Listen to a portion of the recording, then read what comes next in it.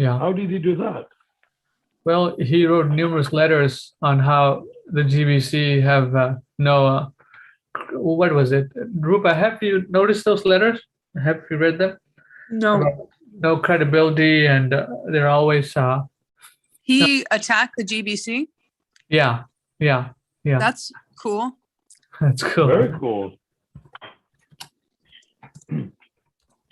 So presumably he's not in the management of Iskcon anymore. Yeah, he resigned from that position. So where is he? He is, I think, he's, I guess, in Florida or something like that. Alachua? Alachua, yes. Well, let's get in touch with him. Yeah. Thira Govinda.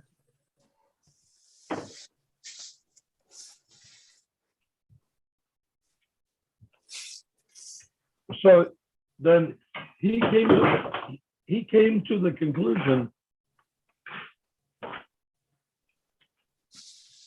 He came to the conclusion that his role for child protection was simply to cover for the GBC. Yeah, basically. Well, that's what I had suggested, actually. Yeah. Well, Well, obviously. I mean, isn't it obvious? He knows who's pulling the strings. Well, strictly speaking, a child protective agency should be independent of any organization and be there to monitor the children and protect them. Yes. The minute that you have the GBC monitoring this, it's like that deal with the inadvertent foot gesture when he kicks his disciple in the butt. It becomes an inadvertent foot gesture up to 2 years of research and going through the whole, Yeah, it's and it never helped that lady at all in terms of Her grievance. yeah. well, her so-called guru never got really nailed for it.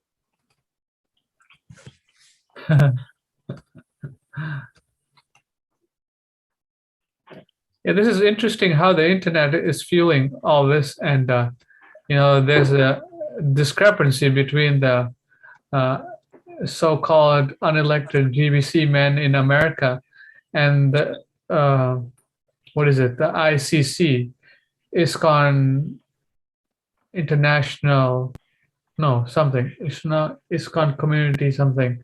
So there's two different management systems. They have the ICC and they have the GBC. So the ICC is not is independent. Well, it should be. Are they? Is it a part of Iskcon? Yeah. I haven't heard of it. So if it's part of Iskcon, I haven't either. If it's part of Iskcon, then it must be under the GBC. Because Iskcon, everything is under the GBC. Yeah, it's something called Indian Community Council or something like that. So they're discussing this incident. It's only in India.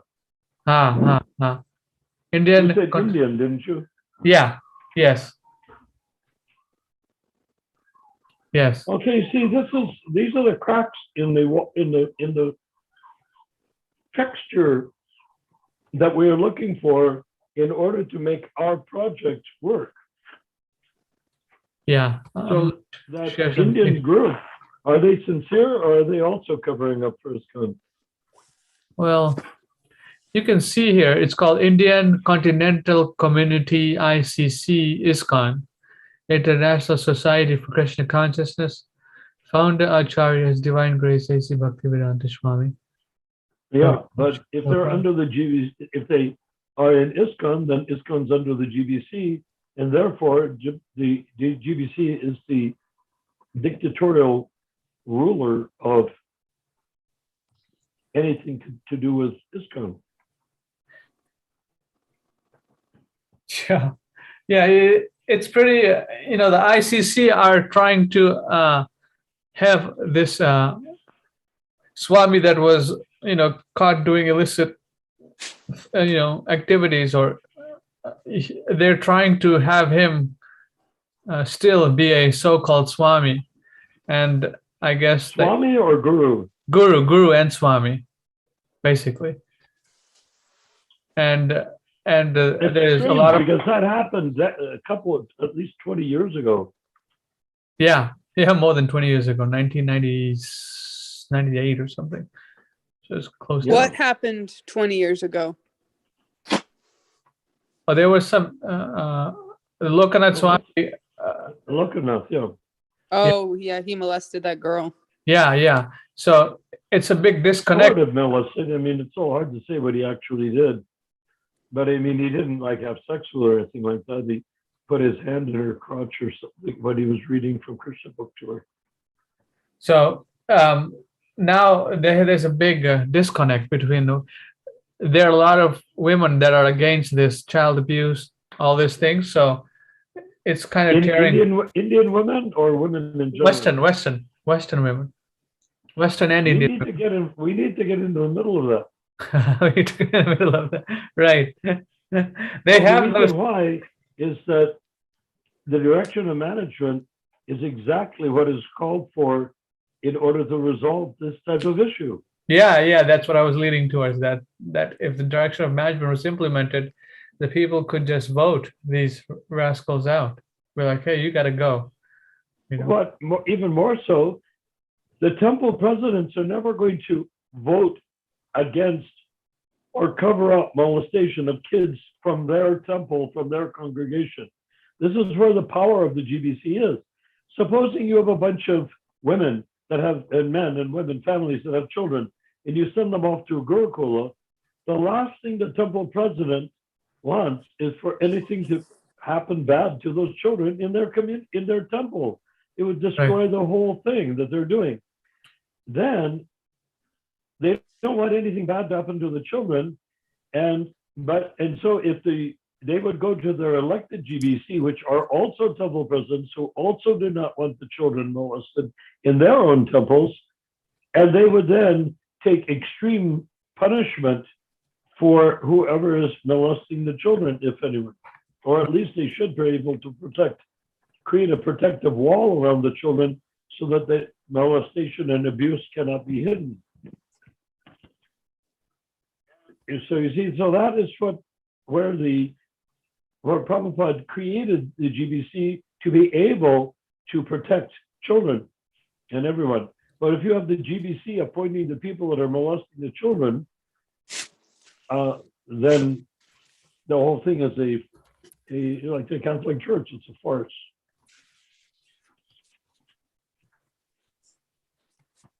Yeah, a lot of people like Hridayananda. I saw Hridayananda speaking out against the GBC the other day. He had an interview where he was saying that, he tried to talk to the GBC, write letters to them, but they do not respond.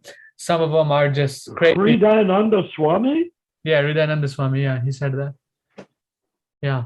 He said what? He said some of the GBC members are just crazy.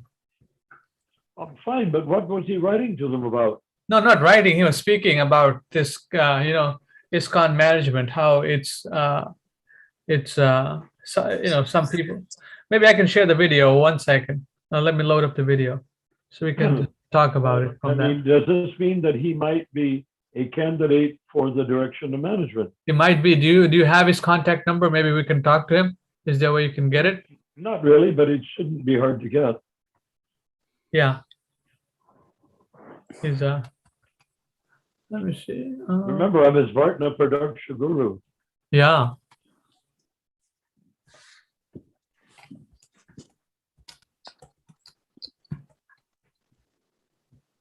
Hridayananda, where is Hridayananda Swami? Rupert, did you ever met Hridayananda? Yes, he gave me his email address. Oh, where is it? Can you give it to me? I don't have it anymore. That was a long time ago. Okay. And I think it's very telling that the GBC. Okay, okay. Yes. You guys ready for some nectar? Okay. Let me share the sound also so it comes through. Share sound. Let me just back up a little bit, then I'll start.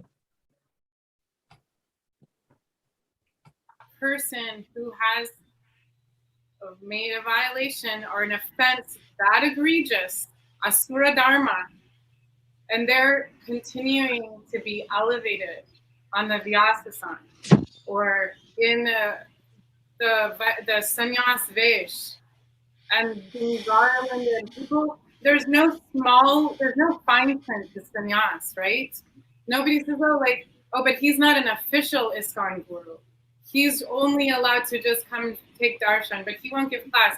But his disciples are all around paying obeisances to him. But still, he is a child abuser and he's not giving class. So there you go. So let's allow Maharaj to respond.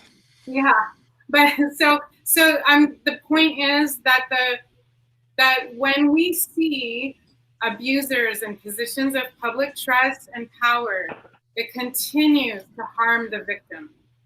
Okay, valid point. First of all, you want to do what I do best, defend myself. So, Okay. I don't think I said anything which, in my mind, shows that my first focus is on the perpetrator or trying to mitigate the offense as opposed to the victim. Okay. I believe that in a civilized justice system, and I think it's very telling that the GBC, despite urgent calls for it for decades, is unable to establish a justice ministry in Iskcon. I mean, that speaks for itself.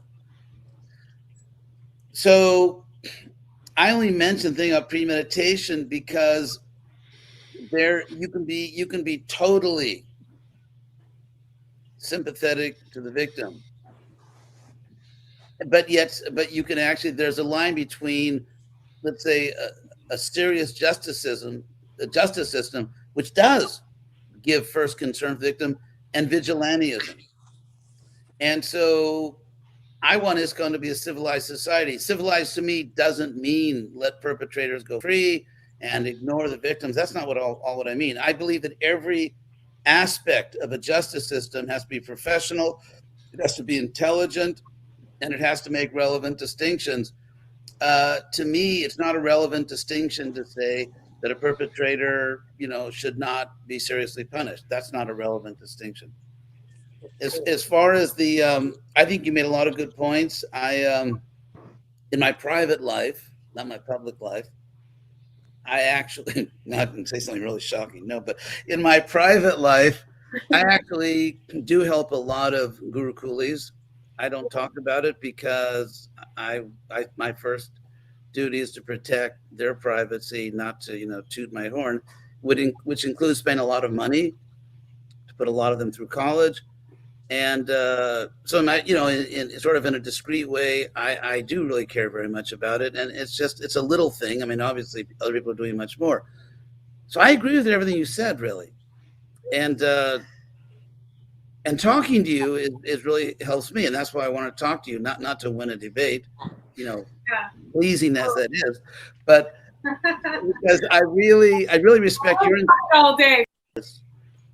That this person would rather see any number, I mean, including a very large number of innocent people punished. That is better than letting one guilty person go free.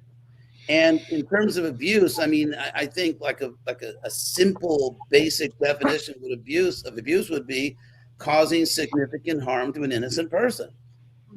And so for someone to say, I prefer that any number of people, innocent people, be abusively punished, to me, that's better than one guilty person going free when there's egregious witness. Do we have a history of prosecuting innocent people for abuse? What I'm talking about here is process.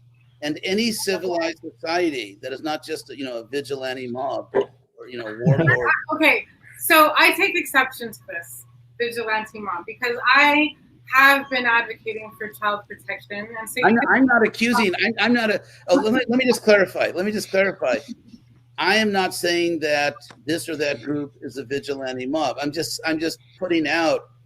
But I have been called. I've been called mob justice before. Not by me.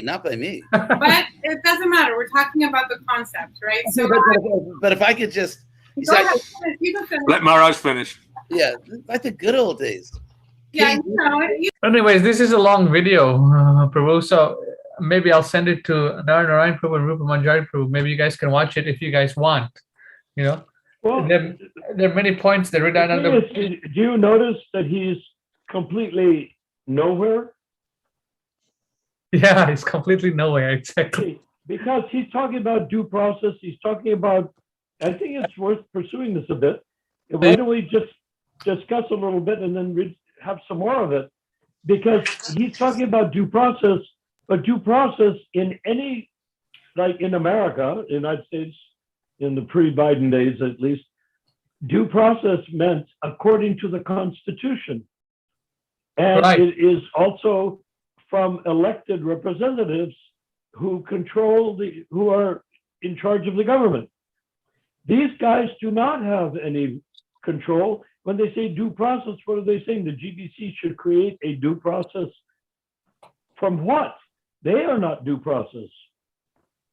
How can they create due process if they themselves are not supposed to be there in the role that they have stolen Yes. from the temple presidents? The only due process would be the way Prabhupada did it. Due process means the temple presidents elect the GBC. The GBC create a court of appeals, a justice system, as Sri Dayananda fakely recommends. But how can he talk about it? He can just say that's what he believes in, but he does not say how it can be implemented, does he? Yeah, he doesn't say that. So he talks about all these so-called things, but how will it be implemented on the And foundation? he doesn't even. And the thing which is amazing is that young lady, that girl who's in the age group that we're interested in. That young girl is KD. What? That girl is KD. Who's that? Krishna Devata. Yeah. That was Krishna Devata? Yeah. When was this recording done? Let me check 1 second. Just a few days ago. This was done on August 7th. Well, Krishna Devata was married to a person that was initiated by the older Puri Maharaj. Acha. KD. I'm not sure who this person is, but Krishna Devata. He's a Gurukuli. she's a Gurukuli. Okay, I see. Yeah. From Canada, from Saranagati. Okay. Should we continue the video a little bit more now, Narayan Prabhu, or what do you? I think we should try to establish some basis. Does Hridayananda propose anything practical? No, he doesn't No. propose anything practical in this video, and we can see that he doesn't talk about. He talks about the GBC being, barbaric, being, crazy, not responding to, requests, but he doesn't talk about a solution. So this is, we can. Well, I mean, if he wants a solution, by what authoritative structure would produce that solution? Does he touch on that? No. So why don't we continue a bit more and then stop and then discuss a little more? Yes. If that's Krishna Devata. She's very intelligent. And she at one time was a very, very close family friend and was a best friend of Shakuntala. Oh, acha. Okay, let's continue. I used to respect you, but you're this and you're that. Just because I said I want to live in a society where the universal standards of fair process are followed. That's all I said. Did you know that I get death threats for advocating for child protection? I have received death threats. I have to ask Brahmatirtha because he kind of, I don't remember. Well, no, I have, Maharaj. I've I'm lost telling you, I have. Well, whoever made lost the the death threat situation. is, I would say, is an asura Someone made a death threat to KD. in Vaishnav dress. Right. So I understand what you're saying. So you're saying that the system isn't modeled after a justice system that you would like to see within Iskcon. I would like to just respond by saying that there is absolutely no due process for victims. That whatever prosecution you're talking about is also not an advocate for victims.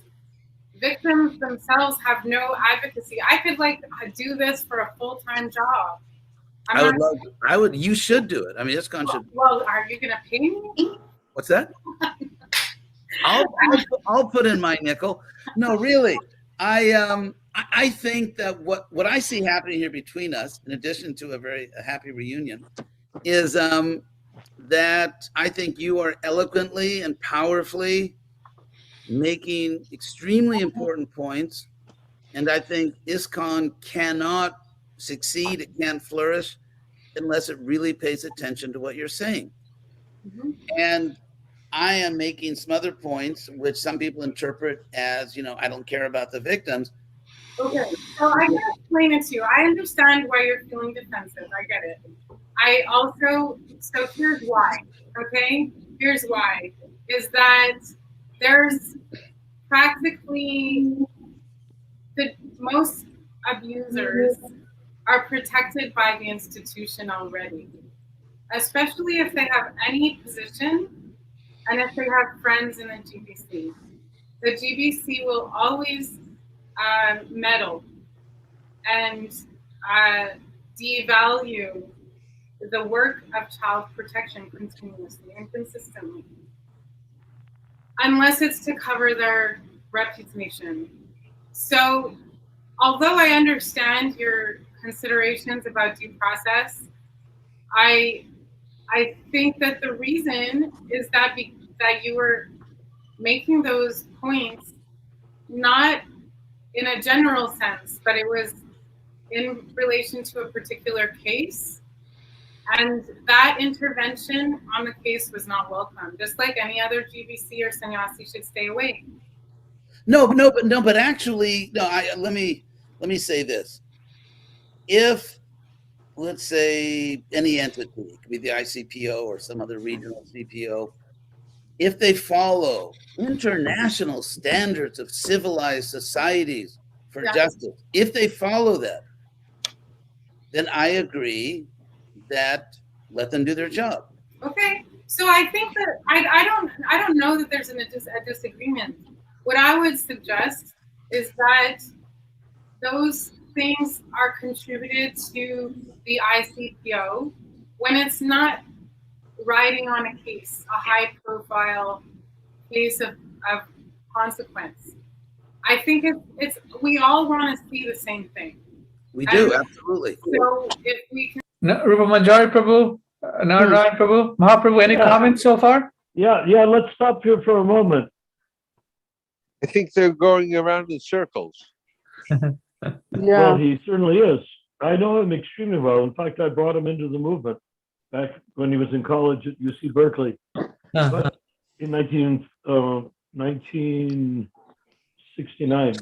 Now, what we need to say is, first of all, Krishna Devata has associated with myself, with my kids, with Shakuntala and my sons, and she has not yet mentioned the direction of management, even though that was sort of the central theme of our whole family for decades.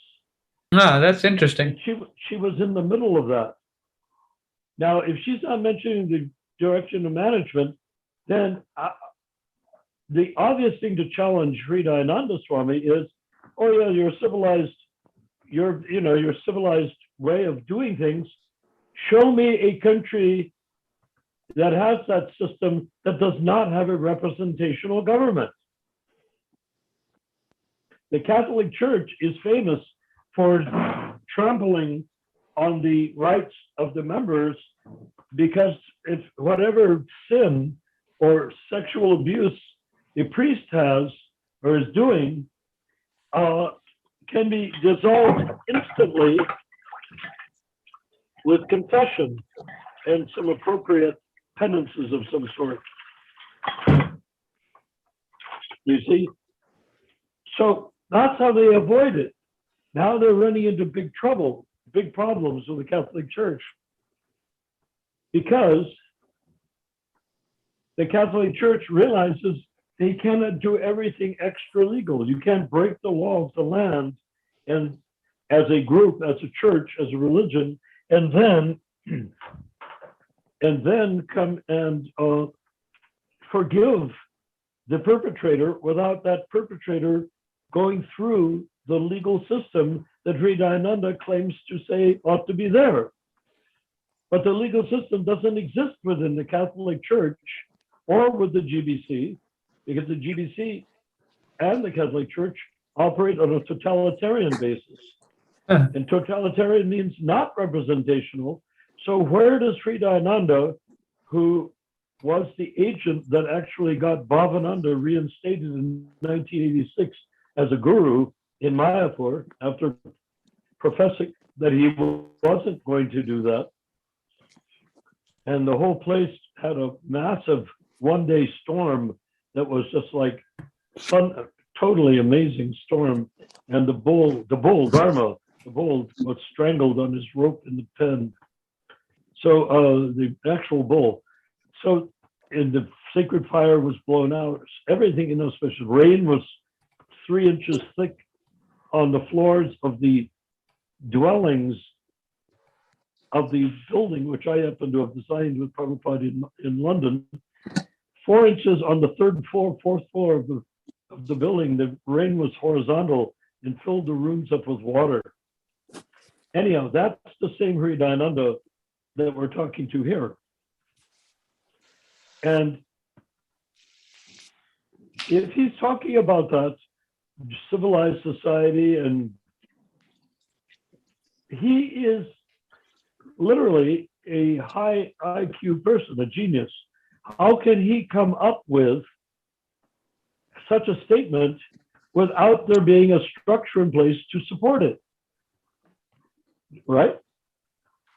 There has to be a structure within Iskcon to support it, and the only structure that would support it is the direction of management, the elected GBCs. They can do it because Prabhupada wanted a representational government in Iskcon, not a totalitarian one. They chose totalitarian even when Prabhupada was here. And those 1970s letters that you discovered and Rupa Manjari discovered describe Prabhupada's warning that going towards totalitarian is not going to work out well for the movement. One point here is these ladies who are very fired up about child protection, this, that, they cannot offer a solution, or they can talk about the problems, what has been done, but they have no. You mean like Krishna Devata, KD? Devita and the Saraswati, they have no idea of how they can. But they do. They don't. Why? If they do, they don't talk about it. You say they do. They don't talk. They do, and they don't talk about it. Then Krishna Devata spent a lot of time with us. She knows all about the direction of management. she doesn't mention it one bit in this video, so that's. I noticed that. So what is she trying to appeal to? Just kindness? Oh, Why if do you're you- a kind person? What? What do you think? Why do you think she doesn't mention it? Well, that's a question which I can't answer. I mean, It's, maybe her brain's been washed. no, she's got some agenda. She was not even in Iskcon for a long period of time. She was following either Puri Maharaj or a disciple of Puri Maharaj. Was the people who were publishing Palace Press, her husband's name is Rahugana, and he's the one that drove me up to the Kumbh Mela in 1986. And I ended up working for Palace Press, which turned out, to my surprise, to be owned by New Vrindavan. Okay. Rahugana was originally a disciple of Hansadutta, and then he became a disciple of Kirtanananda after that, as Rahugana. But then after that, he took initiation from Puri Maharaj Elder, and I forget what his new initiated name was. Oh, he took 3 initiations. Wow, interesting. Or 4, something like that. No, 3, not really 3. He just accepted Kirtananda as his guru on Hansadutta's recommendation. Oh, okay, I see. He was formerly in Berkeley. Acha. Rahugana. Okay, so should we continue the video, or Narayana, you have to say some more Well, things? yes, well, what have you understood from what he said and what I said and what she said at this point? What do you think? Well, there has to be a solution. These ladies, they're complaining about these people who've been molesting children since the 70s, and 80s. Well, isn't there a solution? Isn't it a transparently open, publicized, signed by Prabhupada solution? Yeah, they're not presenting this. I mean, they should. We are. No, I know we are, but I thought they would be more intelligent to provide a solution than just rant about. Well, what would they consider, without the direction of management, what would they call a solution? Just get a bunch of people there and pat each other's fannies? What is it? What would the solution be? How can you have a compassionate, the whole thing about law and order and everything that Kriyananda pretends to be talking about calls for representational government. Until you have representational government, there is no chance of fairness, because the group that runs things, in this case, the unelected GBC, they will do anything to protect themselves. Whereas, presumably, in the federal government, if a case comes before the Supreme Court or any court in the United States, it is according to the will of the people. So representational government means the will of the devotees is expressed through their temple presidents electing GBCs, who then make sure that their congregations, mothers and fathers who have children in the Gurukula, are represented. Try. That's what it is. Right. It's very hard for Iskcon devotees to even get there, because they can't imagine how Iskcon could be representational. Or that they consider maybe it's wrong, maybe it's immoral, maybe it's not Krishna conscious. It should be absolute, not representational.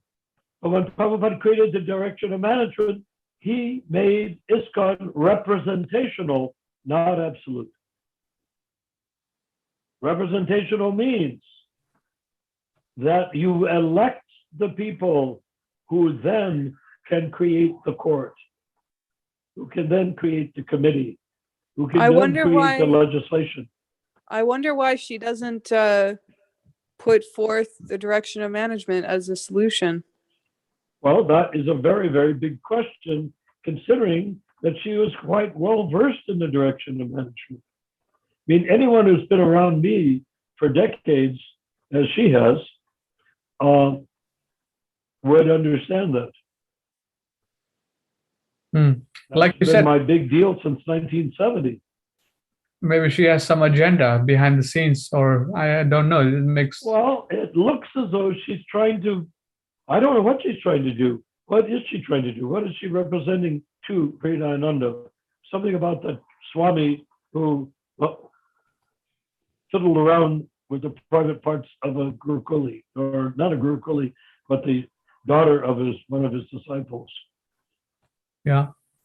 So what is she asking for? I don't know what she's asking for. She's just trying to fight for them, but without providing a solution. Why is she talking to Hridayananda? And who's the in-between guy, the mediator? Yeah, that's the mediator doesn't talk so much in the video. Well, he doesn't talk, but who is he? And what's his status? His Yeah. name's Damodar Das. He's the host. Yes. And what is his role? Is he independent? Is he an Iskcon? Is he a Ripvik? Is he belong to some other sampradaya? Who is he? Yeah, that's a good question. He doesn't talk much in this video, so he doesn't reveal his position. So But there must be a position to have gotten the video going to begin with, otherwise she wouldn't be talking to Hridayananda, right? yes, yes. So shall we say, or shall I say at this point, the representational court and checks and balances of Hridayananda pretends he's a genius. He has an IQ that goes through the ceiling. To consider that he doesn't know about representational government, to think that he doesn't is he one of the signers of the direction of management? No, You're sure? I'm sure. Yeah. Okay, so he was maybe too new at that time. Yeah, he joined in '69 and he was in college, so he didn't become a devotee in the temple for another couple of years after 1970. But you get the essential point. I mean, what's to miss? How can we miss the point that Hridayananda is asking for something and he knows exactly how that was supposed to come about? To consider that Hridayananda, of all people on planet Earth, or even in the middle planetary systems, wouldn't know about the direction of management is absolutely absurd. But nobody's mentioning it. Yeah, let's So continue. Let's Okay, continue. right. But did you get the point? Yes, yes. It's clear. It's not a vague point. It's not supporting her or supporting him or supporting a justice system. It's supporting where would that justice system be managed from? It would have to be from the temple presidents because they want the children in their congregation, perhaps their own children, to be safe. Right. Most, Okay, let's continue. I mean, another point is that most of these gurus, so-called gurus, if we want to use that word, they're I sannyasis. don't want to use it. Use something else. Yeah, initiators are sannyasis, and most of them have no children, at least that I know of. So they lack that experience. But that's not a strong argument because any sannyasi who's an initiator, Istagosthi initiator, who is in charge of a temple or a congregation or congregations of several temples, has householders in their congregation, meaning men, women, and children. So whether they're sannyasis or not doesn't matter a damn bit. They are representing families. No, they're not representing families. They're representing their personal interests. No, they are technically representing the families in their temples. So if they weren't, then You don't think they have a legal obligation to represent the members of their congregation? what do you think, Rupa? Well, what's your opinion? Well, I think that that's their duty. I'm not sure that they actually do it. It's not Yeah. a question whether they do it or not. It's like saying, does that policeman rob a bank? Well, some policemen do rob banks. That's not their job. It's their job is to catch the bank robber. So the thing is, whether they do it or not is not so much the issue, but are they obliged legally as officials in a corporation called Iskcon? Are they obliged to do it? Yes, Legally. they're obliged to. They're obliged. Yes, by law. The law But that cannot- doesn't mean that they do it. Of course, it doesn't mean that they do it. I mean, they have so many of these cults that have, Jim Jones and the other one where they were all killed themselves to ascend to heaven under the guidance of this other guy. Yeah, they have all sorts of things which they can do inside of their legal organization Yes. that does not pertain to the legal organization. The separation of church and state really means that once you've registered, you have a lot of latitude to act within your religion, but you cannot go against the law.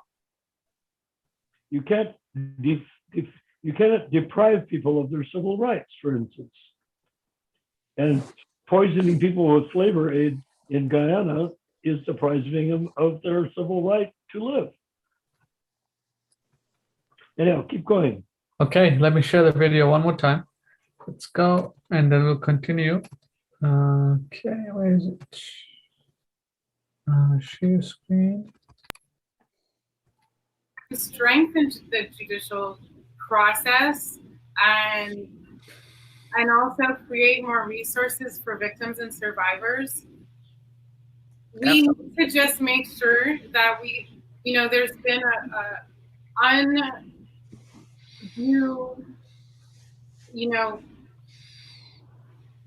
there's just been so much protection for abusers.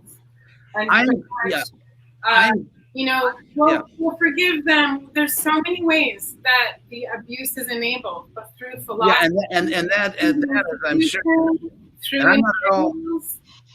I'm not talking about that at all. And I hope you understand that I am your fan and supporter in this. And I believe in what you're doing. I think it's a noble cause. I'm only saying that it's often been said by many wise people, even if they didn't belong to the Hare Krishna movement, that that the real test of a society is that in difficult situations, like we talk about professionalism. I mean, clearly, the head of the ICPO must have professional credentials. That's not the case now. Yes, it is. Absolutely. Masters. They both have master's degrees. Yes. In child protection. In child protection. Okay, perhaps I got the wrong information. I will correct myself. I'll verify that.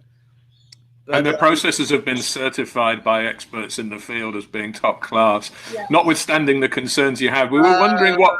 I again, you have to forgive me, but I would really, because I received very different information. I'm not saying you're wrong. I'm just saying that because I received very different information from people who definitely don't, are not trying to protect child abuse. I would definitely want to verify some of that, because at the time I made my comment several years ago, it was not the case. And in the particular case that I was involved in, there's no reputable body that could know what I knew, or that could be presented with the information I found and say it was first class. It's just impossible. I know enough about law and justice and fair process. It's impossible. But we'll see if we can involve them on the thread to respond. Obviously, it's the middle of the night in the UK right now. Yeah, actually, what I would like to do is, so that I don't make false claims, to investigate it further, because, and so I would like to, investigate more and find out. And if as far as the fair process, I received a lot of evidence which proves my point. But in any case, I just want to say to Christian Devotee that, I really do appreciate you, and I appreciate what you're doing. And I think that, you've certainly helped me. You have a very strong voice. You have, to me, unquestioned integrity. And so I'm grateful that you've taken the time to express yourself. And I don't think I'm part of the problem. And I also agree with you. We have a serious problem. I think it's possible to be respectful to the GBC in the way that we should be respectful in general to Vaishnavas, and at the same time recognize that our society has a major leadership problem. It's a serious leadership problem, and it pops up everywhere. It's like if there's some problem, disease in your body, all kinds of symptoms arise. And of course, this is one of the most tragic symptoms, perhaps, not really policing the schools and so on. But we do have schools, though. It's really important that we think that the problem is not solved because our schools are closed. It's incredibly important, because that culture of abuse is still present. That hasn't been adjusted. And nor is there a place to have any representation or respectful dialogue.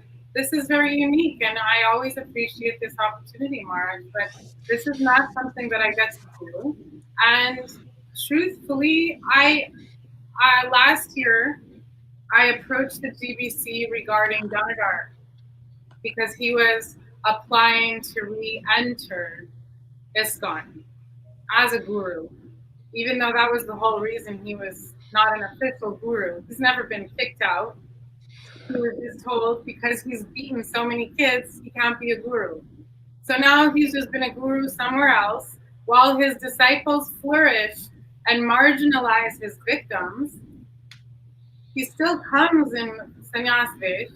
Anyway, he's an example of even where the PPO made a ruling and it's not followed by many GBC and sannyasis and gurus, and they enable him. And they enable this. So here's the problem. Somebody like Damodar. Do you know how many millennial guru coolies, second generation, pay their obeisances to him? It's incredibly painful to know that our brothers, like several brothers, took their lives from the pain and suffering from being beaten. Like, I could tell you stories, Maharaj. Like, I've heard from these men themselves what their experiences were. You know, Maharaj had I shouldn't call him Maharaj. I don't want to call him Maharaj, okay? Damodar had a signature slap of boxing kids by their ears, really hard, slamming both their ears. And several men, have permanent ear damage. Permanent damage to their eardrums from the boxing of the head. This was common. Every day, his method of walking through the Gurukula and deciding who's going to get whacked today. The element of surprise is intense psychological abuse. Now, just let me put it to you this way. Can you imagine if there was an Iskcon Swami who was using the same methodology with cows in the Holy Dham? Good point. They would have lost their life. They They would have lost their life. They would have lost their life in India. But here we like waffle. Oh, it was so long ago. Damodar will never be forgiven in this lifetime because his victims took their life. He has suicided victims, and so he takes that burden. So my point is, though, that when I went after this, he's preaching, just like you have Krishna West, he's preaching all over America. His top disciple is going to a music festival next week. He's one of the top, prominent podcasters, yoga asana teachers, and celebrity devotees as a Damodar disciple. And so the message is that, he's accepted. So on the other hand, while I watch him bring all of these yoga people and tourists, new people, and millennial second generation into the Holy Dham, following a sannyasi who has performed asura dharma repeatedly for many years, okay? And not just like one or two, like hundreds of children were slammed by this man. So then I was, when's the story of Damodar Prabhu? I just want to make this point. I was the one called a vigilante. I was the one called mob justice. Because when I go to the GBC, I'm just a little girl, Maharaj. They just see me as a little girl. And I started a petition. And we approached the GBC with 3,000 names. Because that's the only way that I'll be heard. Otherwise, I'm out with the shoes, Maharaj.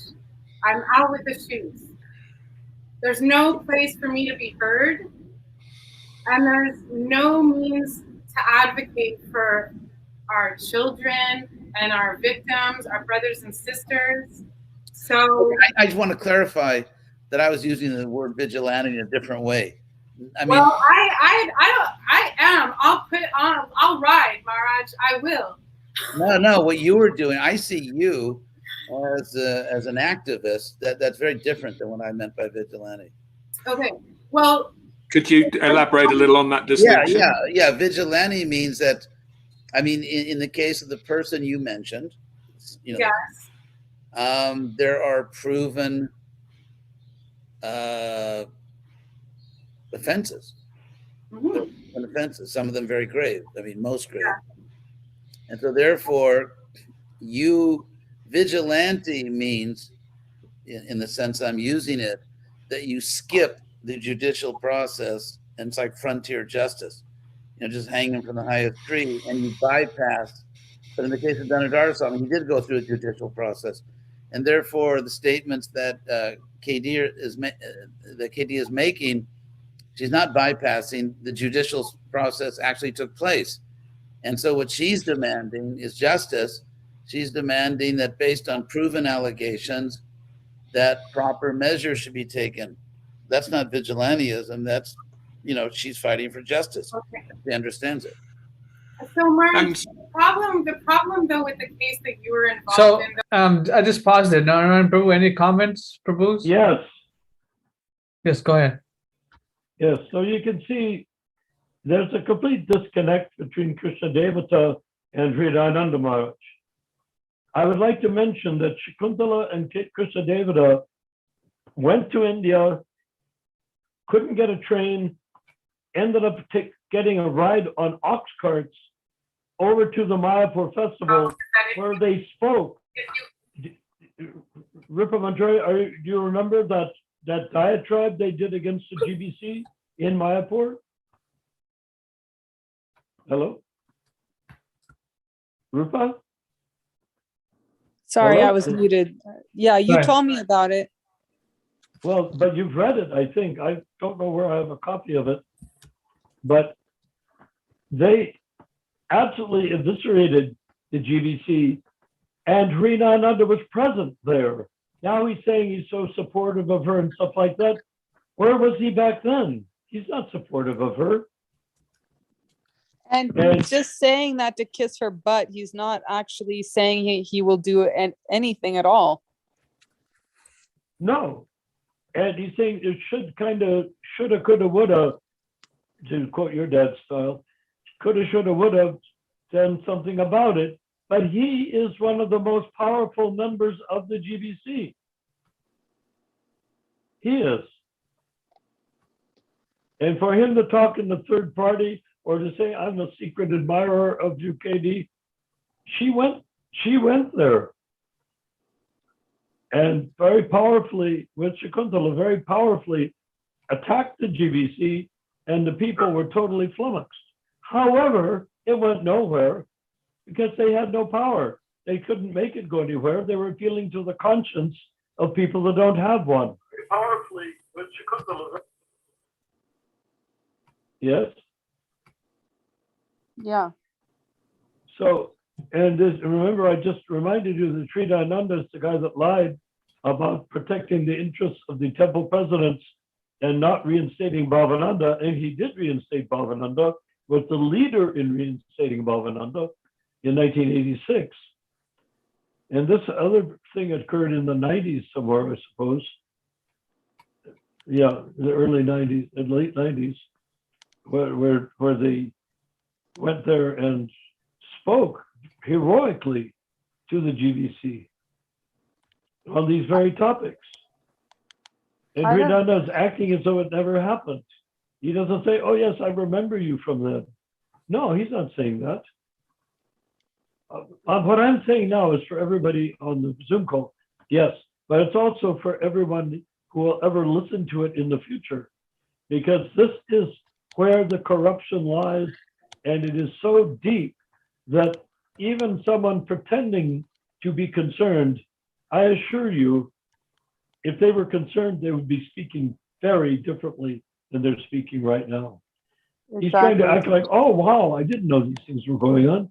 Of course he did. He's in the middle of it. He's one of the chief movers and shakers of what's going on.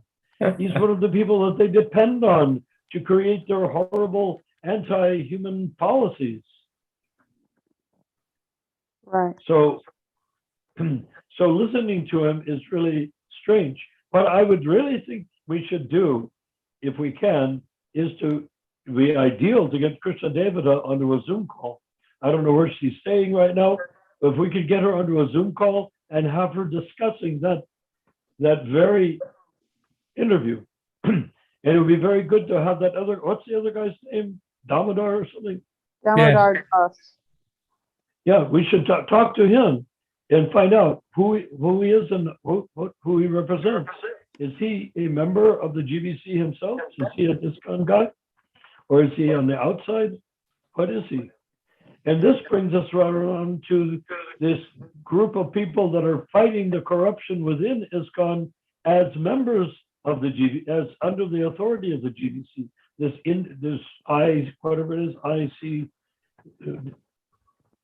Indian group.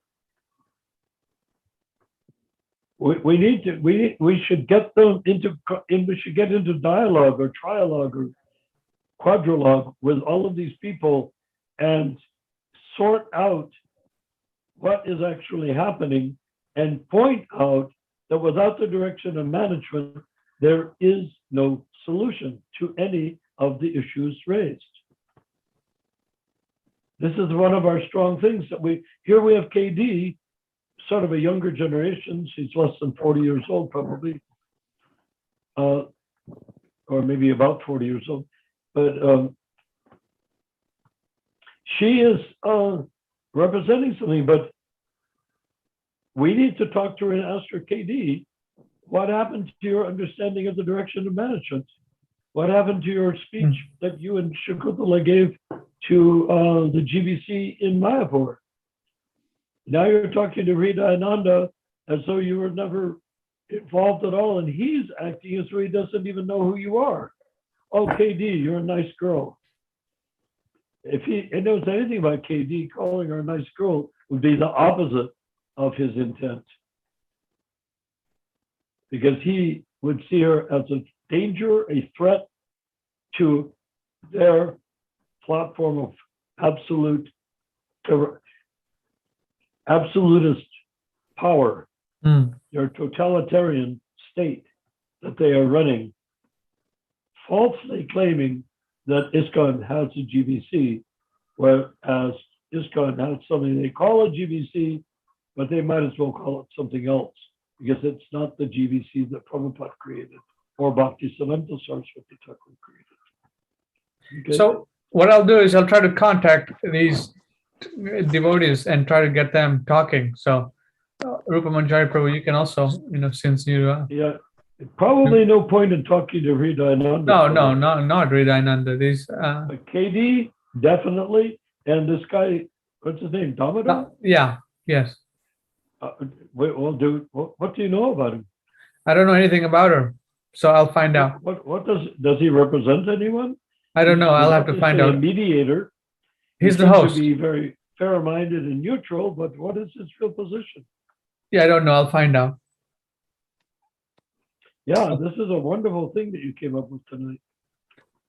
Right. Yes. So yes, these ladies, they need to come up with a solution, or they need to discuss the solution. They can rant about the problems, what has happened in the past, but let's fix it immediately. Well, what ladies? These like KD and the other people who are her supporters. Well, why? We need to contact them. Yeah. Regarding the it's time now for the direction of management. Do you think you're going to get a fair shake without it? Fridananda himself said, civilized countries, right? Yeah. Have, judicial balance, etc. They have regressive, redressive grievance in civilized countries. Well, that's because that has been established by the voters in those countries. And we have a republic of Iskcon where the voter is the temple president. Has nothing to do with the GBC. GBC can be taken out at any time, voted out at any time. He doesn't have to spend 3 years. If people don't like him, he can be voted out. End of story.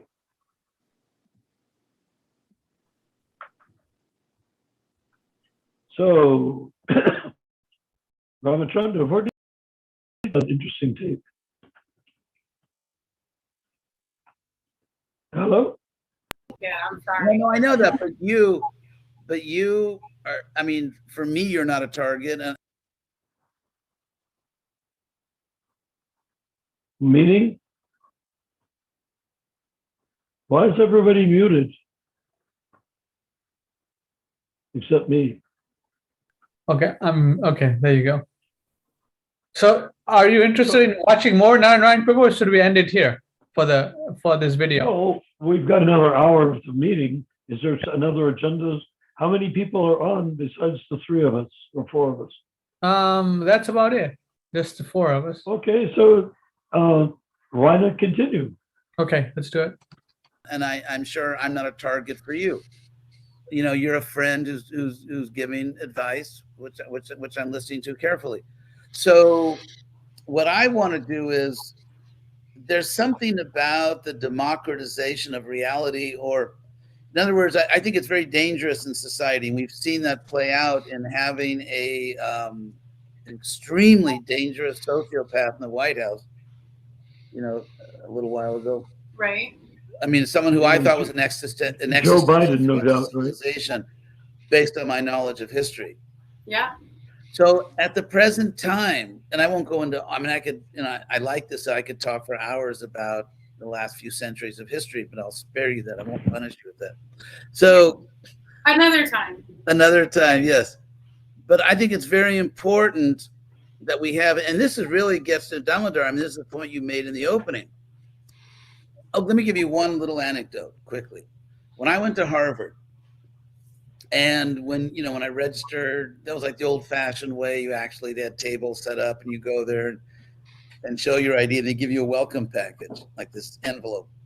So, in addition to one free ticket to a Harvard football game, I was kind of looking through it, and they had this little like announcement or this little pamphlet, I would say, and they were explaining and justifying why Harvard, as a free speech community, and sort of defined itself as a free speech community, why Harvard does not allow certain kinds of speech, such as hate speech. And the argument they gave was because there are certain kinds of speech which destroy free speech, because they create sort of this mob rule, as we saw with this, sociopath who was in the White House. Right. And so therefore, I think it's very important that you and myself, Damodar, and other people who feel strongly and obviously coming from different experiences, but at the same time, we talk to each other. I mean, I remember when I was young, when I was in high school, and we were really kind of politically active. I belonged to the Young Democrats. I didn't know why, I just did, because everyone else belonged to them. And I remember in those days, there would be debates. Like, for example, James Baldwin, a leading African-American civil rights, he was like one of the leading intellectuals of the whole civil rights movement, famous author. And then you had William Buckley, who was one of the leading conservatives. And they had these debates. They had a debate at the Oxford Union in Oxford University. And what was very interesting is that they were both learned, they were both articulate, and they respected each other. They disagreed strongly, but they were gentlemen. Mm-hmm. And so there's a certain culture which makes possible reasonable discussion, debate, which makes possible for you, for example, to convince me of certain points, which I think you have. And so, but in order to have that kind of Brahminical dialogue, we can't hate each other. We can't, call each other malicious names. And so that culture doesn't favor one side or the other. It doesn't predispose the discussion or the debate. It allows us to have a discussion. Yes. Yeah. That's my only point. That was really the only point in my paper. So I think, just back to the original living room talks that we had was always that we needed a venue. So like there's so many things broken with Iskcon, I think, but two things that I think are like absolutely critical for the healing of Iskcon and the growth of Iskcon in the future is one, child protection is just like when there's divorced parents. They say if you put the welfare of the children at the top, then it'll keep you in alignment. Even if you disagree on everything, if you can like put that as number one, then you can create harmony. So as far as I'm concerned, the Child Protection Office, with maybe your support and advice about how they can improve, this is a like critical and foundational level of accountability. Because I agree. From top to bottom. I agree.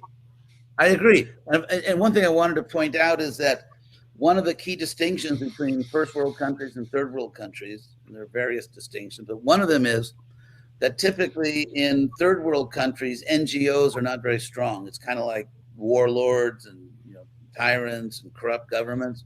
Whereas in first world countries, and there are institutes, academic institutes that measure levels of governmental transparency and justice system. Usually Scandinavia scores very high. So I think that Iskcon, in order not to be a sort of a third world mango republic or something, I think it's really, I think it's a mistake strategically to think that everybody has to wait around for an often ineffective GBC to become effective. I believe that what Iskcon really needs is people like you and to really form powerful NGOs that really sway public opinion. For example, when I started Krishna West, there were some leaders in the movement who were just absolutely determined to like destroy it. And there was all kind, someday when you have more time, I'll bore you with all the stories, but there was an incredible amount of, I would say, abusive injustice. And so what I did is I took my case to the people. And one thing I learned from Amarendra about appeal courts, the strategy for persuading an appeal court, a panel of judges, is completely different from a jury trial. Because in a jury trial, often the people aren't very bright because the lawyers usually kind of, disqualify people who actually think because they want to manipulate the jury. Yeah. But when you get to a panel of learned appeal judges, if you start, doing your histrionics and you're shouting and banging your fist and emotional appeal, they'll crush you because they take it as an insult to their intelligence. And so when you're doing an appeal before a panel of judges, you're calm and you make your case. And I decided that's what I was going to do in a calm way without offending anyone by name. I was going to make my case to the devotees of Iskcon. And I did. And I think that I got so much sympathy. One GBC person said that since they did one of their like really outrageous things they did with me, one GBC admitted that it looks like your support has tripled. And so basically, so I think I really see you as an important leader.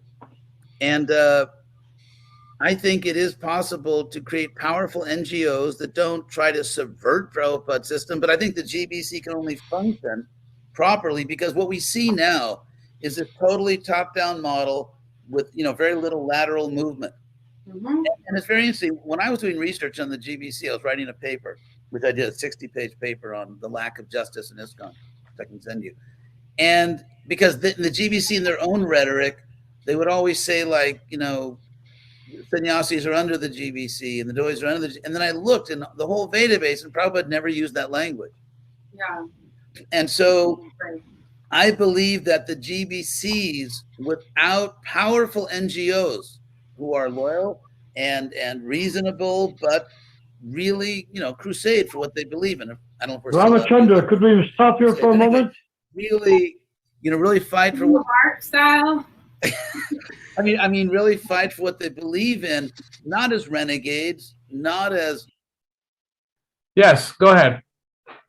Okay, so Hridayananda is clearly stating that the GBC is top down.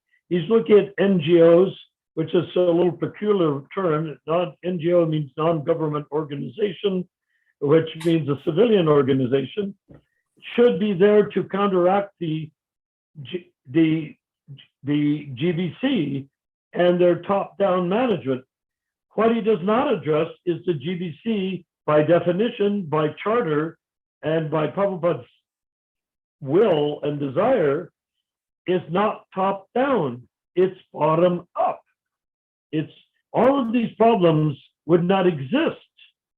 KD would not be talking to Hridayananda, who's making a complete ass of himself, I would say. He would not be talking to him if the GBC were elected. She'd be going to the GBC representing her group of temples or her group of kids or whatever, talk to them, and then they would have a meeting and they would be responsible to the parents in the temples whose children they are. Instead of doing this strange NGOs, it's very interesting because NGO is really just a lobbyist on steroids. What they do is they are going in front of the organization, creating a popular front that they want to say is the right way to do it. There's no guarantee it's the right way to do it. The NGO just has what the NGO wants. And if it's powerful enough, has enough dollars behind it, well, then the NGO can sway public opinion and sway government opinion, etc. In a sense, China right now is acting as an NGO shaping United States policy through funding Harvard, as he puts it, Harvard and other organizations like that, schools, funding everything all under the sun. And because they're funding everything, then everyone is obliged to go with them on their way of thinking. So when he raised that question of NGO, an alarm bell should run off. Why do you need an NGO if there's an elected GBC? Not elected for the entire, one GBC for the entirety of Iskcon, but one GBC for every group of, say, 30, 40 temples. And then that one, that GBC, 12 GBCs for 30, 40 temples works very hard to work for the benefit of these temples. So what Hridayananda knows about this, he knows everything. He knows KD. He knows KD was his deadly enemy a few years ago when she was representing the Gurukulis. Yeah. Another problem with these women who are, trying to establish these things, maybe they're taking no direction from, from some people who are, been in the movement. They're just trying to. Well, they're operating as women. Yeah, exactly. She has 2 or 3 children herself. Right. That must be like 10 years old by now. And she's representing motherhood. And that's a perfectly strong. I was very impressed when she was speaking, didn't recognize that it was KD, Krishna Devata, and who I know extremely well for decades, who I've supported in every respect for decades. But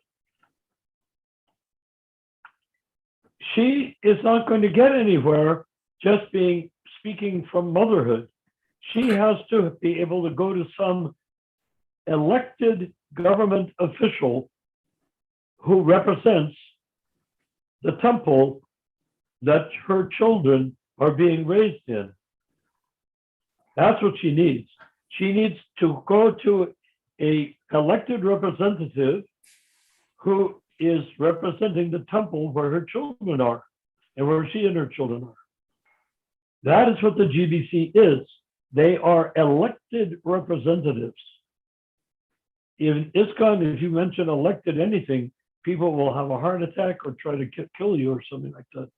But that's what Prabhupada wanted, elected representatives. He was not ambivalent. He didn't put it out as a theory.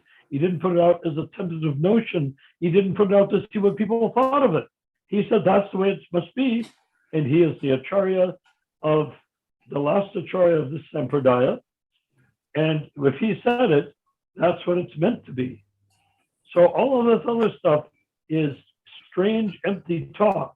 And Krishna Devata is being heroic, a heroic female, a heroic wife, a heroic mother. But she's not changing the history of Iskcon unless the GBC is recognized as have to be elected. Then your checks and balances will be there. I mean, Hridayananda's idea of an NGO, non-government organization, which doesn't even apply technically because we don't have government as it were. He is saying the only way to get past the totalitarian GBC is to get opposition politely there, like the civil rights leaders and whatnot that he was mentioning earlier. That's not the way you do it. You go to the ballot box and you vote for the people that represent your temple. It is a representational government, not a totalitarian government. Okay, so that's all for now for me. Let's see what else is said here. Unless somebody else wants to, if somebody else wants to say something.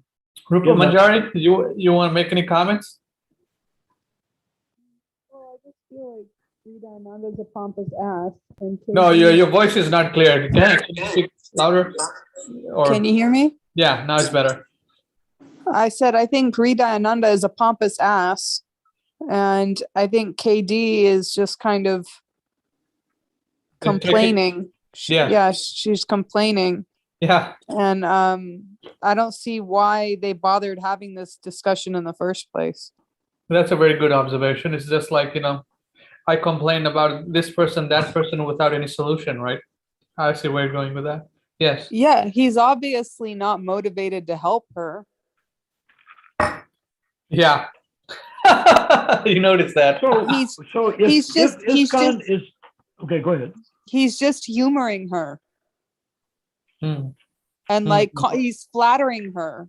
Like, instead of saying, yes, I want to help you. How can I help you? Like, he's just flattering her and placating her. And telling her to start an NGO. Yeah, that's why, I think she's getting cheated here. Well, she's not free from cheating either. But what you might say, why did Damodar Das facilitate this? Because it looks as though there is a solution possible if the people like KD mind their P's and Q's, if people like KD are polite, don't rabble-rouse, don't shake their fists or shake pitchforks and sides like the French Revolution. And it's just a pseudo resolution so that the people that are on KD's side will feel that they have a lot more on their plate to do than Hridayananda does. Whereas in fact, Hridayananda should commit harakiri right on the screen. He should stick a knife in his entrails for what he has done to create the situation that she is concerned about. And I'm not saying that out of prejudice of Hridayananda Swami. I have a lot of issues with Hridayananda Swami, but they're not personal. I mean, as far as a person, he's a person. He's a jiva, just like you and me. There's no problem there. But what he has done over the years has been jaw-droppingly ghastly. And so here he is talking to KD, who is trying to represent the But I don't know. I doubt that she realizes that she's being used by Hridayananda and possibly by Damodar as well, being used to be a good-hearted person that wants to see modifications. Recommendation from Hridayananda is start an NGO. In other words, start a grassroots movement to get your view more public. But why? What's wanted is to elect GBCs who represent her temple.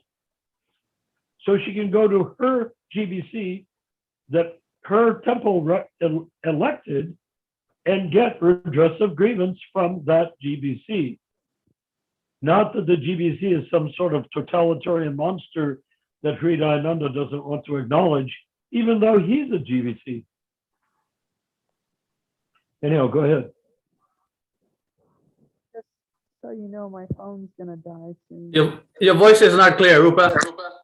Yeah, my phone is dying. Can you plug it in?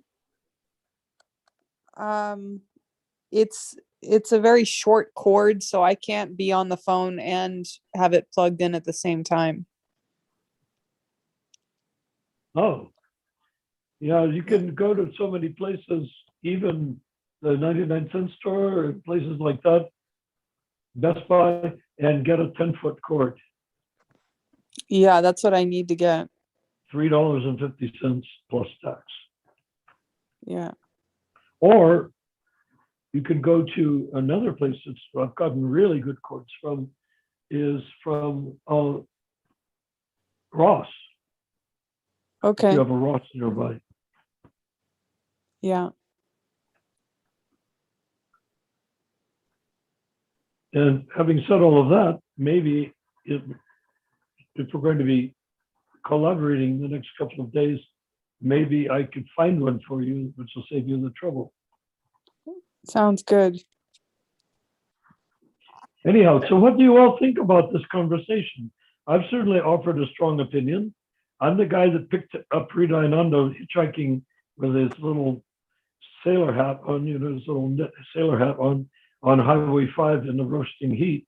And my brother and I tortured him until we got to Berkeley, and then he began to show up in front of you remember when we were talking about the bookstore, Rupa, in Berkeley, and that guy was setting books out on the ground?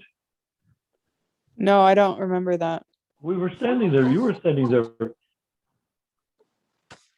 That bookstore is where Hridayananda used to come by and listen to us preaching. Hmm. But I should think you'd remember, because it was right next to where Jagannath Swami's drum set was set up. Right, if you go down Telegraph or whatever that was from his drum set, 20 feet, you're standing in the doorway of the bookstore, or it used to be the bookstore. I remember I went over there, and I'm sure you were there. I was pointing out, well, here is where the Berkeley Temple was established, right here on this exact piece of concrete, right here. Okay. You don't remember that part? You were there, No, I'm sure. I don't remember. That's okay. Well, it's 1969. How could you remember? It's too far back from memory of a person who probably was 3 births back for you. Anyhow, thank you for everything. So now, is there more to the tape? Hello? Okay, so Narayan Prabhu, I'm just talking to my daughter here, so you guys can continue. Is there more to Yes. the tape? Yeah, do you guys want to watch it? I'll play it if you want, or Yeah, we can end play it here. No, we should play it. Okay. It's only 9:30 right now. Sort of branded as disloyal or something, Hmm? but as leaders, as public leaders, civic leaders, as intelligent, determined people. And I think without powerful NGOs in Iskcon, I don't think we can get an effective GBC, because I think government, left to their own devices, will inevitably drift into inefficiency, corruption, all kinds of things. Mhm. So I would encourage you that I think we really need in Iskcon, like how do we solve the problem of a GBC which is largely unable to do quality control of its own members, and there seems to be something which I guess the kind of the heavy word would be cronyism. They may interpret as just compassion for their old friends or something. You could call it cronyism, and so I don't think we can have a good GBC if we don't have NGOs and Iskcon. That's my analysis. Right. So that's a great suggestion. The other thing I was going to say is just there does need to be some way to address the GBC that doesn't take a crusade. There is a way. There is a way. There is a way, because and the way is, frankly, you have to build up popular support. The GBC, if they see that you, as they saw, frankly, in my case, that Krishna West at a certain point became inoperable, in the Iskcon body, because it was so. When you get support, you're an articulate, intelligent person with great integrity, and I think that if rather than just like, I think in a sense the problem is that people like you. Wow, people like you. I think one of the problems is kind of.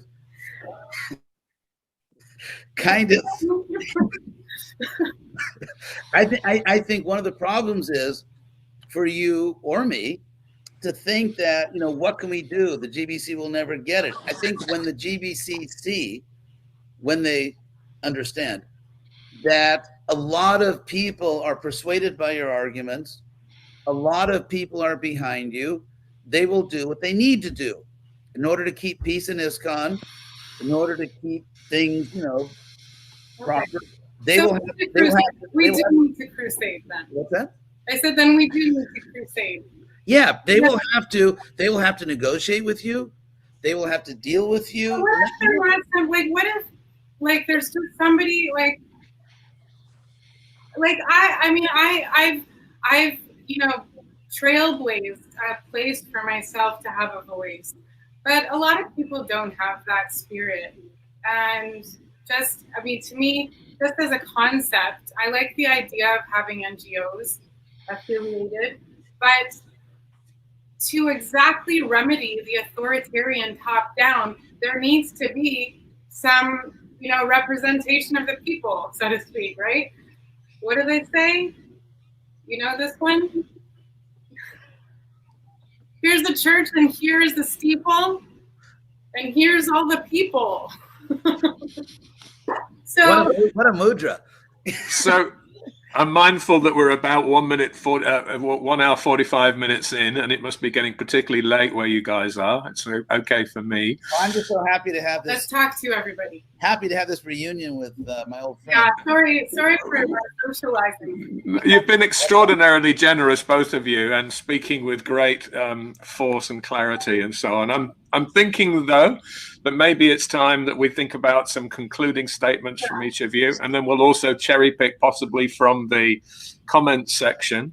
But I don't want to presume too much on both of your time. At 1 hour 45 minutes, how long is reasonable to continue? I'm really fine. I just consider it of our audience, and I would like. Yeah. Well, I mean, people they always have the leave button. So yeah. I'm very happy that I'm having this conversation with Krishna devotee, and I'm an optimist. I was raised in California, can do, but I believe in Iskcon, not because I think the leadership at this point is particularly brilliant, but because I think that if we are sincere and we are devoted, that Krishna will somehow empower us and help us. And so I mean, like the fact that Krishna devotee and I, coming from different directions, we obviously share a lot of concerns, and we have, I mean, some things I care about more maybe than she has thought about them, and obviously she has concerns as a mother, as a guru kuli, or as this wonderful way of talking, Iskcon as a female-bodied devotee. And so I mean, obviously, she is going to have concerns because of her life experience, and you know, we have, and so I think the fact that we can work together, we can talk, and the disagreement is actually, I think, it's enriching, because Christian Devotee is bringing a perspective which is powerful, which is intelligent, which is extremely important, and I don't have her life experience, but I can learn from it. You know, and I've had other experiences, so that's why civility is so important, because it allows us to enrich each other by bringing experiences that the other may not have had, but would still, you know, I mean, for example, I was brought to the brink of, I thought I was going to, you know, I've been brought to the brink, let me put it this way, in my service to Iskcon, where I feel I had to make certain very strong decisions, just literally to save my sanity and to save my spiritual life. I mean, I was, by certain things that happened in Iskcon, by certain ways that I was treated, I was brought to the brink. And so I did what I had to do. And I mean, Christian Devotee, you know, didn't have those experiences, but she had others that I didn't have, which were equally powerful and equally important. And so, you know, we can be nice, we can really work together. And I think I really firmly, I'm like someone, I'm a child of the, you know, the rational enlightenment. I really believe that people with goodwill and good intentions who listen to each other and respect each other can come to a, you know, not exactly maybe the same thing, but to sufficient agreement and sufficient mutual understanding to work together effectively to make Iskcon more of what it's supposed to be. Oh, Thank you. Any final thoughts from you, KD? Sure. I just wanted to address, you know, the idea that, like, I'm not part of Iskcon, because I do talk about leaving, you know, I've left Iskcon. I don't even know what that means anymore, because, like I told you recently, I gave up my Iskcon seva, so that's significant. But like me being frustrated with Iskcon and saying like I'm done with it, they don't know that they're losing me. They don't have any clue, right?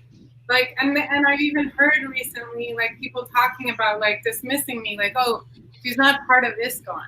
So I just, you know, for you and many others to know that I can like say that I'm leaving Iskcon, and even Iskcon can tell me that I'm not part of Iskcon. But I was raised on Krishna Prasad. I was raised in the temples of Iskcon, and Iskcon will forever be part of my life story. So if I write a tell-all, they'll definitely be in my book, even if I'm not in theirs. Okay, so I just want, one of the reasons I bring that up, and I think this is an important point also, just my last point. When I was studying, one of the things that we looked at in terms of that sociology perspective is that a group isn't just the group. Everybody who's left the group is also telling of the group. Every person who's ever left Iskcon is actually part of Iskcon. And when we think about that broad picture of all of the people who've been harmed or discarded in their story with Iskcon, that it's a much broader and more accurate picture. And that if we just look at the institution and look through the windows, like, you know, and just look at what's going on in the temple, that's not Iskcon. And you know that, obviously, but it's important for other people. So I say that for other people, that Iskcon, no matter what I say, I've left Iskcon out of frustration. Of course, like, I love Srila Prabhupada, and Srila Prabhupada loves me. That I know. And I also know that Krishna has witnessed every one of us. So that's how I'm part of Iskcon, and that's my final word. Massive thank you to you both for passionately engaging, and I don't mean Rajagoon here, but just full-blooded participation in such an important topic. And I hope it has been helpful food for thought for anyone that was dialing in. especially grateful for the generosity of time and even spirit. You know, perhaps we departed from time to time. I said I was going to be unobtrusive. I was probably way more unobtrusive than I should have been. It was perfect, probably. Good. I'm going to cherry pick just a few comments with a view of making sure that we've done justice to those. Some of them I might turn into question. One of the challenges with, let's say, a crusade to have the GBC adjudicate current cases and so on is that there's a load of disciples who are now possibly for the first time hearing things about their guru's past. And many of them will feel morally obligated to defend their guru's honor, and they'll go to various extremes in doing so. Do you have any advice, Maharaj, if someone hears accusations, how do they balance the feeling heard and witnessing with defending their guru's honor, and how exactly do we resolve all of those things? Well, I'm glad I got a simple question. I would say that it's I do feel compassion for disciples like that. Let's say there's a disciple who on the one hand only has good experience. Let's say a disciple feels, you saved me from material life. You brought me to Krishna, and therefore, I'll always be grateful. On the other hand, there's their past activities which are, horrendous. And so, I feel compassion for those people, because those followers, they're not really, they haven't abused anyone. And Christian Davidson? No, I'm just thinking, okay. Yeah, it's difficult. There are irreducibly complicated, difficult things. And I think what Christian Davidson has been emphasizing, I think, is if we really are compassionate, and if we can somehow, if we're just Krishna conscious, really Krishna conscious, and really something we haven't, mentioned so much as, but still, I think it's in my heart, it's in KD's heart. And that ultimately we really depend on Krishna to give us the right words to speak, and to really represent Krishna. Because inevitably, as individual souls, we have, we are ourselves, and we act as ourselves, and every soul is unique. And so it's sort of a balance of really being yourself, being true to yourself, at the same time, really trying hard to let Krishna speak for you. And Krishna knows that we have to be ourselves, but at the same time, in a situation like that, I would really pray very hard for Krishna to kind of give me the right words to speak.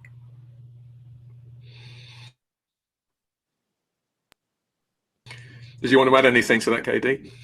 Yeah, I think this is where some of the really dangerous territory is. I also have empathy for this situation. I like to just also, there's often, this is. I just paused it. So anything you want to say, Narayan Prabhu, that coming to your mind? Yes, I think so. Go ahead, Prabhu. This is our ticket to ride. This faith, we have to keep it. Why? Hridayananda, who is one of the big muckamucks of the muck, the what's it called? The swamp muckers. The swamp elephant. The mucker of the swamp, the GBC swamp. He is saying NGOs. Therefore, you and I and Rupa, everybody on the League for 10K, we can say, we are the NGOs.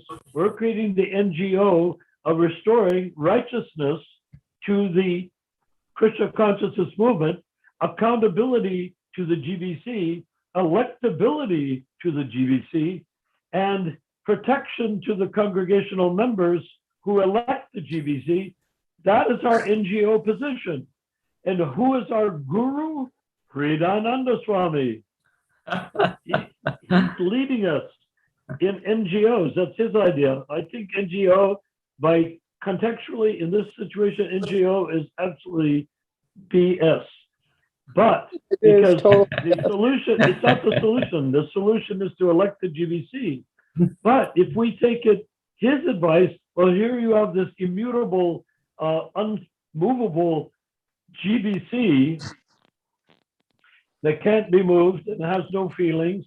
And then he was saying, oh, then you have the gurus and people are loving their gurus and then their gurus are molesting. And then you have to deal with that conflict of whether the, how can a Nuttamadakari guru molest anybody? What are they thinking about? How can they call a person a guru? The minute there's one discrepancy, well, the discrepancy is naming him as a guru. The discrepancy is GBC appointing so-called gurus. Right. So we can come in and pick our battlefield using KD as the emblem on our flag and say, yes, we are creating this NGO to fulfill on the needs and the representational needs. You see, for Hridayananda, the word NGO means representational government in a context in which representation by the man in the temple, congregational members, or temple presidents even, is not allowed.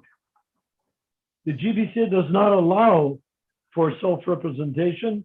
The GBC does not allow for one man, one vote. It doesn't allow for anything except its own totalitarian rule. So our NGO is now following Hridayananda's recommendation, which is when you have an immovable object that has no feelings and has no justice and cannot provide shelter for the members of Iskcon, then create an NGO based upon representing the members of Iskcon. Well, that would, in a level playing field, be the GBC. But if he's going to call NGO, so this is our license. If anyone says, why are you against Iskcon? We're not. We're following Hridayananda's request that we create NGOs. Do you see?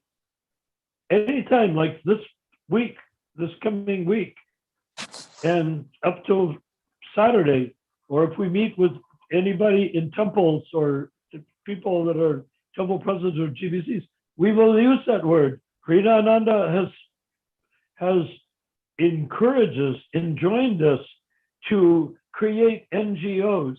So we are an NGO looking to create, and he said, what does the NGO do? It creates a bulk of people that are in opposition to the status quo.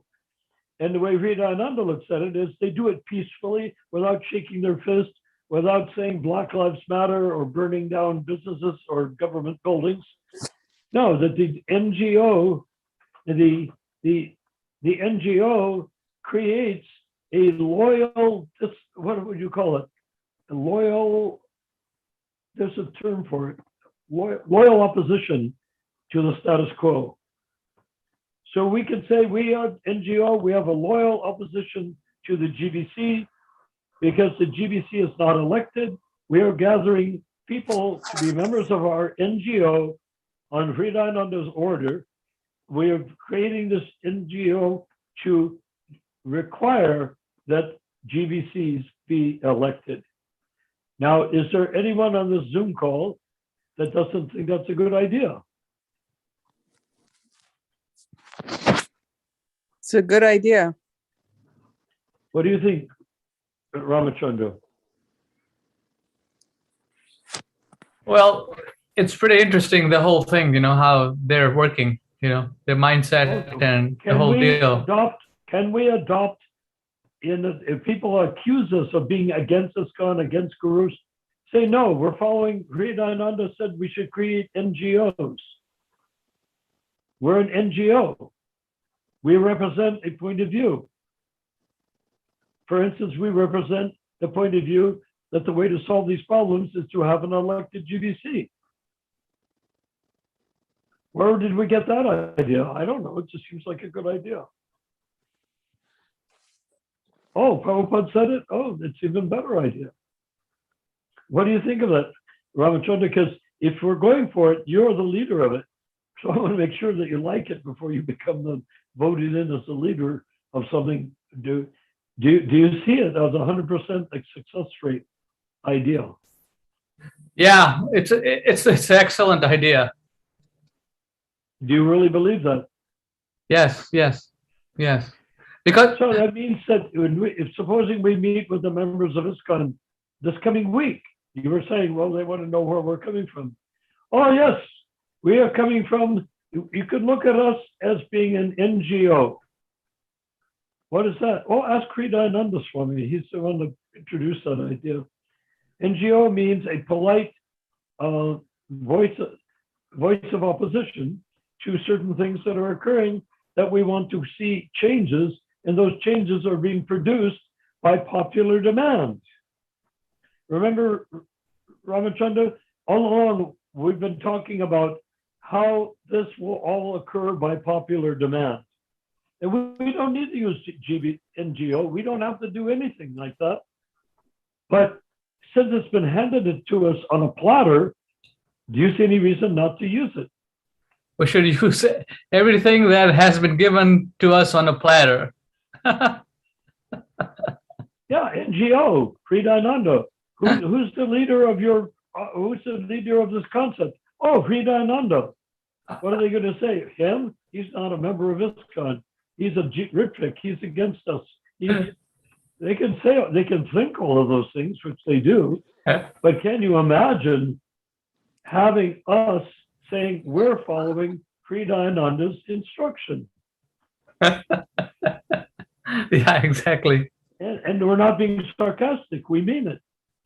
Yes, Because we've evolved to the idea we're not against Iskcon. We're not against Iskcon initiators.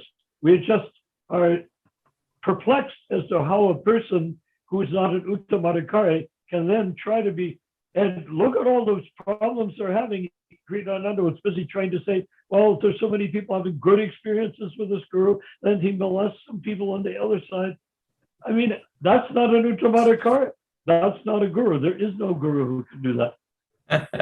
So our NGO could say, well, there cannot be a problem with a guru molesting anybody, or even speaking against Prabhupada, or even doing a million things that we could point out. They can't do it because an Uttama Adhikari would not do that. And we're creating an NGO that says this is what we want. Jai. We want, our NGO says the initiator cannot have a checkered track record. If he's not an Uttamadhikari, then he shouldn't initiate according to Rupa Goswami. Yes. Next up, instruction, verse 5. You see, now we're instead of quoting Prabhupada, which everybody wants to do, quote, quote, quote, we're weaponizing ourselves with Prabhupada. Jai. You see, we're picking up the sword. We're not looking at the sword on a pillow. We're not saying, here, sir, whatever, I grant you the sword. No, we're picking up the sword and holding it like Alexander the Great with the intention of doing what Alexander the Great did, which was cut the Gordian knot, chop. And they all sat around saying, you can't do that. Oh, yes, we can. Who gave you the authority? Alexander the Great. Alexander the Great, who gave you the authority to cut the Gordian knot? Oh, we created an NGO under the authority of Hridayananda Swami. That's why we cut the Gordian knot. What can they say? Jai. Well, of course, Hridayananda is almost on the verge of getting kicked out himself. Not that he cares. He's a multi-millionaire. But do you think there's anything wrong with us using Hridayananda as our guiding light in this matter? There's nothing wrong with Hridayananda. You see, the only thing is, it sounds around Hridayananda is a piece of stinking rotten flesh in the bottom of a pit filled with maggots. That's not the point. Nothing wrong with Hridayananda. I take an exception. I'll create an NGO to establish that there's a lot wrong with Hridayananda. There's nothing wrong with him as a spirit soul. Oh, we got to put it in the right context. No, I'm not even the spirit soul. As a representative, as a GBC member, he's saying we need a GBO. NGO. GBO, what is it? NGO. NGO, an NGO. Yeah, we need an NGO, says the GBC. So how can you say we're against the GBC when all we're doing is creating a NGO, which is a group and to influence popular opinion? That's what Vedananda described somewhat inaccurately, that an NGO is designed to put forward ideas that people may or may not agree with right now. What does So in a civilized fashion, What does- without weapons. NGO mean again? Non-government organization. Organization. Non-government organization. Okay, I see. Who said that? Rupa Manjari and I. Okay, NGO means non-government organization, Yes. which means you get an organization. You see, NGO is actually antithetical to a democracy, but we're not going to bring that part up. Because the NGO means we want to create a pressure group to influence the voters. Right. You see? Well, isn't that what we want to do with the GBC? Create a pressure group to influence the voters, meaning the people that are thinking about getting initiated or who have already gotten initiated and wonder, what the F did I do that for? Right. After a few years, when they're done listening to videos, be like, "Oh, I made a big mistake." But Like Chidananda, my God, I mean, look at him. What right. he's had to suffer through because he accepted a guru without having joined an NGO first to question the guru. Right. So what we're really doing with an NGO is questioning the status quo. What is the status quo? A totalitarian GBC. And our proposal as an NGO is, wouldn't it be better if the GBC were elected perhaps? A representation of the congregation so that KD doesn't have to go to Hridayananda. She can go with her NGO and to the temple president and say, this is what we want. Hi. Or we're not going to give you any more donations. Jai, we got about 5 minutes. No, 4 minutes, Prabhu. Rupa Manjari, Prabhu, any concluding word? 3.5 minutes. So Rupa, what do you think about that? I think it's a good idea. If anybody has quarrel, you can just say we're doing what Rita Hinanda said to do. Right, from NGO. Yeah, NGO. And we should keep this somehow or other. We should have this tape or chunks of it. Perhaps we could shorten it or make an abbreviation so that we can hand it out as a, what are those things you plug into your computer? What are they called? You plug that thing into your computer and you can play things. USB drive. A what? USB drive. A USB, yeah. We could have USBs and just hand out this lecture and say, look, here's our boss. Here's our boss. Right. Okay, so it's just me and you left. Looks like Rupa Manjari Prabhu's phone died. And Mahaprabhu, she... It died or it's dying? It's died. She's no longer in the room. So that was something. We had an excellent discussion with Hridayananda's video, and we got a lot of ideas of what's going on behind the scenes. I'm glad we went through the whole thing. Yeah. Now, one question that I have is, did you have something else planned for tonight besides that? No, that's what I had plans for tonight to discuss this, and I will send it to... You kept on saying, shouldn't we cut it off? Shouldn't we cut it off? After short periods of time. And No, I thought... why you wanted to cut it off. I thought it might be a little too boring for you and Rupa Manjari because we already have an idea of what's going on and this and that, but now our ideas don't count. Oh, we can use our ideas. Yes, our ideas count to create an NGO. That's it. Then our ideas no longer count because we get the opinion of the group that joins the NGO. Yeah. So let's work at using that term NGO amongst the members of Fiji, amongst everybody, initiated, uninitiated, doesn't matter. NGO means you can choose. And we can say, if your guru has any discrepancy, then he cannot be guru. Look at the nectar of instruction. Yes, yes. Yesterday I posted this verse, nectar of instruction verse at Vaisheshika's group, and they deleted my message. I said, where does it say that a Kanishta Madhyam can initiate? Where Srila Prabhupada is saying the Uttamadhikari, therefore one should accept the Uttamadhikari as a spiritual master. They deleted the message. So this is really, yeah. So these people are just crooked, They don't want to have any discussion. They don't want to. They're just putting a bad show on, for the ignorant. Yeah. So that's not our audience. Or whoever you sent that to, No, that's not our audience. Our audience is people that want to join our NGO. That's it. Haribol. Yeah. All right. We don't want anybody. If somebody deletes us, good. That's your democratic privilege. But we want people that agree with us to come on board with us for our NGO, which we'd like to see grow into dozens, hundreds, thousands, millions of devotees. He was really nervous when he was giving a class yesterday. I never seen him this nervous. Like Sheshika, What was he nervous about?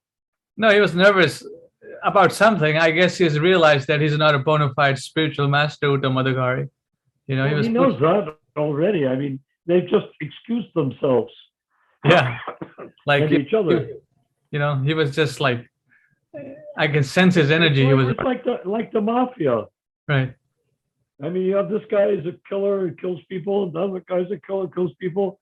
But in public, you say, oh, yes, this is a member of my family. He's a nice guy, Yeah, yeah. But when the lights go off, he's in there with a machine gun, wiping out the other nice guys or good guys, good fellows. Okay, we're at 10 o'clock, Prabhu. So anyone who's watching this on Facebook, YouTube, anywhere in the world, if you guys want to contact us, there's a link in the group. And why not mention, are you ready to join our NGO? Yes. So we're going to create an NGO based on the nectar of instruction, verse 5, and Hridayananda's instruction to us. Yeah. That will be the foundation. Yeah. Then the direction of management will be the prime document to that the NGO. We don't even have to mention the direction of management to begin with. We can or not. Doesn't matter. Because we can say, wouldn't these problems that KD is addressing be solved if there was a representational GBC rather than a totalitarian GBC? I mean, doesn't that sell that language? What if you went into a class with the guru not there and any big shots in there that can kick you out and say to the congregation, wouldn't you think that a representational GBC would work better than a totalitarian GBC? Right. You're trying to get rights for children that were molested 30 years ago, 40 years ago. Wouldn't it be better if the GBC was more representational? That there were some accounts, checks and balances for the GBC. And they said, yeah. Well, what about electing him? Well, that could be done too, couldn't it? And then somebody comes up with Prabhupada wanted them elected. He did. We say, that's cool. That's cool. Prabhupada wanted them elected, did he? Well, then maybe we should start our NGOs saying, let's have an elected GBC. And who would do the electing? The congregation should be the temple presidents. Sure. All right, Prabhu. Thank you very much for joining. But do you see what I'm bringing into this conversation? What I would call it? NGO. Well, yeah, that's quoting Hridayananda. Flexibility. Of course, yes. Flexibility. They're not flexible, so we become inflexible against them. We become so Let's flexible. not be inflexible. Let's be like, what is it? Jujitsu. What is the Is it what's the one where they attack you and you simply move subtly out of their way? Ballistic. The ballistic Huh? gel. Ballistic gel. You shoot at it. There's a Chinese, my favorite Japanese martial art is one where a guy comes at you to slug you. You take his hand and gently move it somewhere else. Yeah. Is that jujitsu or is it something else? I don't know, no, but I was looking at a ballistic gel, you know. They shoot at the ballistic gel, nothing happens to it. It just goes through it. What is a ballistic gel? It's a gel that if you shoot at it, it's gonna go through, but it doesn't tear the gel basically. So the bullet goes through it, but doesn't damage the gel. Yeah, yeah. Okay, so it looks as though we're on a track. And Yeah, I think we're on a track for this coming week. We have the language and we know who it is. And is there a way we could get a clip of Fridayananda talking about NGO just for like 1 minute clip? You know? Yeah, why not? I can grab that out from the video. Yeah, and then just take out something where he talks about NGO, not 5 minutes if possible, less if possible. And then if somebody says, what are you talking about NGO? Oh, this is it. This is our leader here. Fridayananda. Okay, Jai. All right, thank you very much Good night. for joining. If you want to join us next time, our Zoom meeting will be on Wednesday, then Saturday and Sunday. Saturday, we are going to join our NGO. Yes, join our NGO in the WhatsApp group. Then Rath Yatra is coming up, Golden Gate Park, San Francisco. And we're going to go to Golden Gate Park and expand the NGO. Jai. We're going to, just like sometimes outside of supermarkets or places, there's some guy with a thing writing down names of people that are in favor of this legislation or that one, you know? Yes. That's like what the NGO would be doing. We're getting signers onto our team. Jai. All right, Prabhus. Thank you very much. We should actually do that at some point, is create a roster. Do you agree? Do you want to sign? Here it is. This is your email, your phone number, your name. Right. Jai. And if you're scared to put your name, put John Doe or something like that. Okay. Hare Krishna. All glories to Srila Prabhupada. Offer my blessings to your wonderful daughter. She's with you right now? No, she was on the phone with me. Oh, I see. Jai. Did you miss much of the conversation because of that? No, just about 5 minutes. That's it. Okay. Well, anyhow, your daughter comes first. To hell with the NGO. Your daughter comes first. Hare Krishna. And Hare Krishna, Hare Bol. If people don't agree the daughter comes first, then we have to create an NGO to support the idea that the daughter comes first. Jai. Hare Bol. This I'll is end so it. much